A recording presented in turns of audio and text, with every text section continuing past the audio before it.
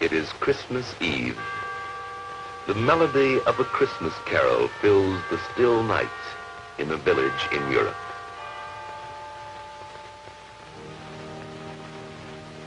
It is Christmas Eve.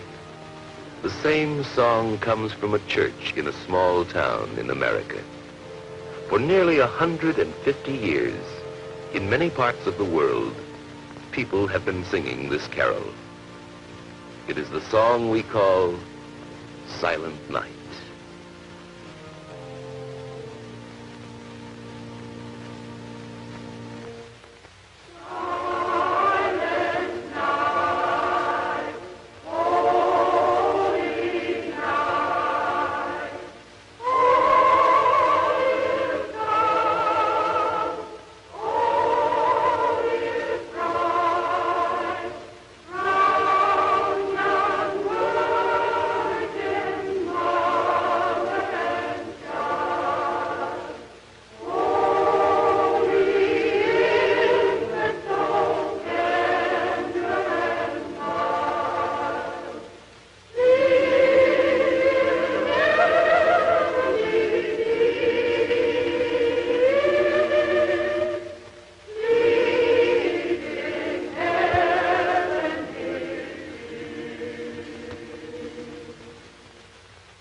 Who wrote this beloved song? Where did it come from? For the answer, we must go to Europe. It was here, in Austria, in the little village of Oberndorf, that the song was written. If we should go there today, we'd find the town of Oberndorf in the province of Salzburg. Here, we can trace the history of the song. Not far from the church of St. Nicholas, in the village, is a chapel built by the people of Oberndorf. Inside the chapel, the story of Silent Night is told in two portraits of stained glass. One is of Father Moore, the village priest who wrote the words of the song. His friend was Franz Gruber, the teacher and choir master who composed the music of Silent Night. For the story of the two men and the song they wrote, we must go back a long time.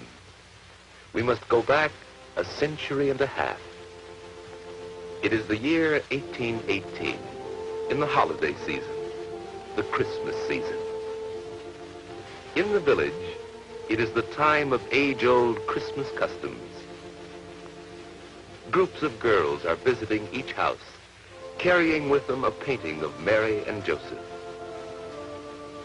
Boys representing the shepherds of Bethlehem come to the houses caroling. They are collecting gifts of food for the poor. The story they tell in song is one that never loses interest, for it is the story of the first Christmas. And the same story will be told again in the Christmas Eve service in the church. But on this afternoon, the door of the church stands open, and all is still. Inside, the choir master, Franz Gruber, has discovered that the organ is broken. He will not be able to play, and Father Moore will have no music for his Christmas Eve service.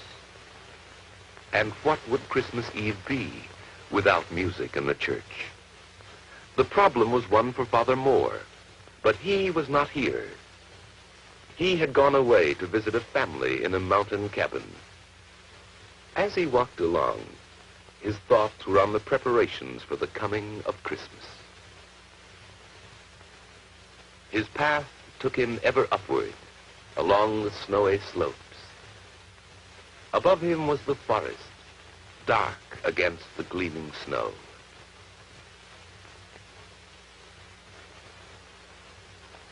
From below came the faint and musical sounds of a mountain stream.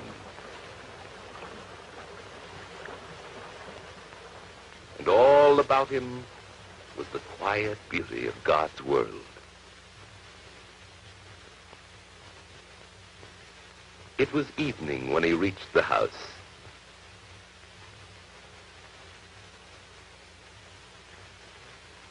At the door, he received a warm and friendly welcome. And there before him lay a baby with his mother.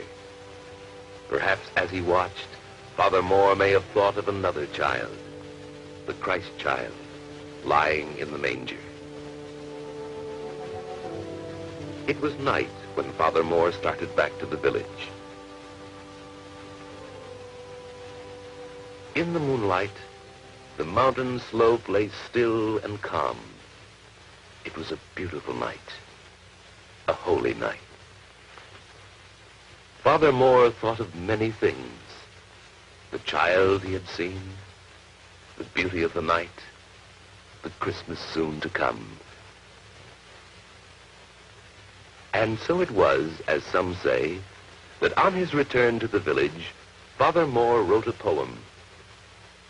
The words seemed to come quickly and easily. Stille Nacht, Heilige Nacht. Silent night, holy night. Even as he wrote, the priest wondered whether the poem could be set to music. Father Moore decided to take it to Franz Gruber. The two friends, priest and schoolteacher, talked it over together. The schoolteacher began to read. Silent night, holy night. Why, this was a poem that was meant for Christmas. Father Moore wondered, could the words be set to music? Of course, Franz Gruber would compose a melody. Perhaps they would have some music for their Christmas Eve service after all. The words themselves seemed to suggest the melody, a simple melody, one that Franz Gruber first played on his guitar.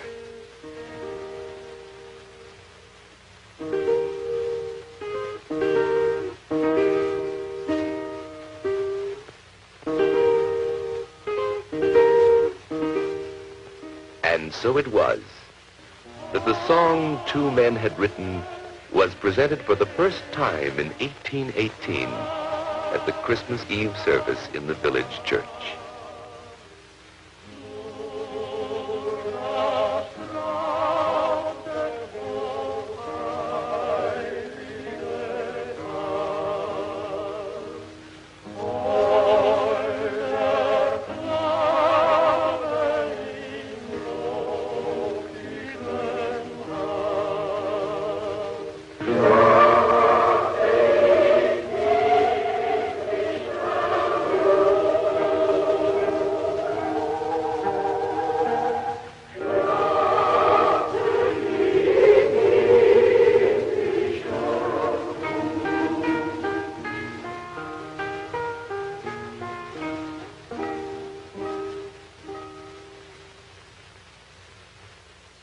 Christmas was over, and in the days that followed, no one outside the village knew about the song.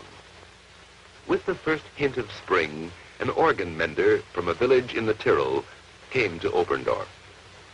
The children knew that at last someone had come to fix the broken organ in their church. And indeed, it was not very long before the old craftsman had put the instrument into working order.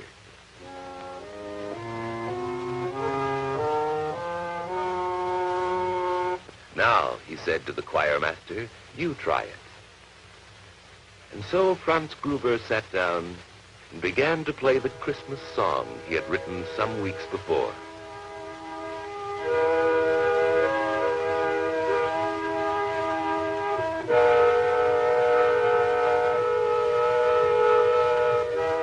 The organ mender listened and remembered.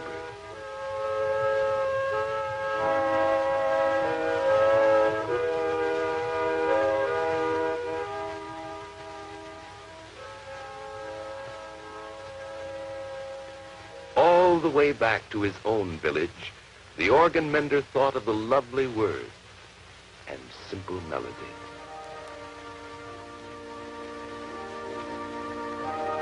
And when at last he reached the hill overlooking his own village, and some children came to meet him, he taught them the song he had learned.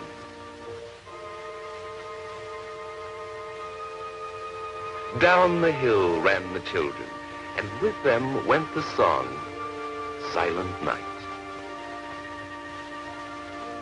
For some years, the song was known only in such villages, tucked away in the snug valleys of the Alps.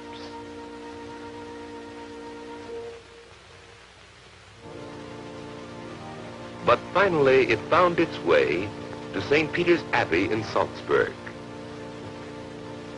And from the city of Salzburg in Austria, the song was eventually carried to other places in Europe. To Paris,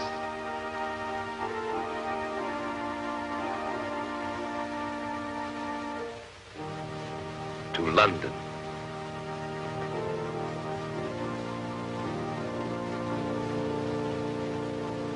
and then to places in America,